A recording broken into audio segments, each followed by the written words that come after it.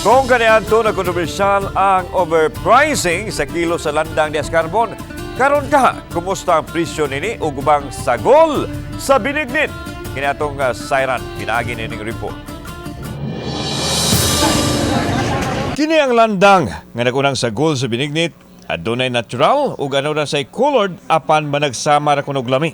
Tag 260 pesos ang kada kilo nini, mas barato itandi sa nakalabayng mga tuig nga nagkontrobersyal nga niabot kuno og 400 pesos ang kilo. Gipaniguro mismo sa mga negosyante nga dili na subling mahitabo ang overpricing kay aduna nay price monitoring. Among presyo uniforme. Within nga di may makalapas sa 300 or 280. Madugog pa gini sir karong Bernis og kuan Webis. Di ba wa ni nag-overprice din? Wala sir, monitoring man mi sa market. Gawa sa landang, siyempre, ana ang kamote, saging, ubi ug gabi.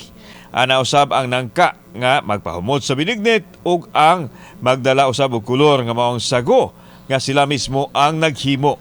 Sa pagkakaroon, rasunable pa ang presyo. Apan posibleng mamahal kuno ugma ug sa mosunod nga mga adlaw. Igo-igo pa ang presyo sa pagkakaroon sir. Wa ko kay ba either Wednesday or Thursday mo increase ang mga para binigniton. Kauban si Marlon Milgaso, ako si Alan Domingo. Balitang Bisdak.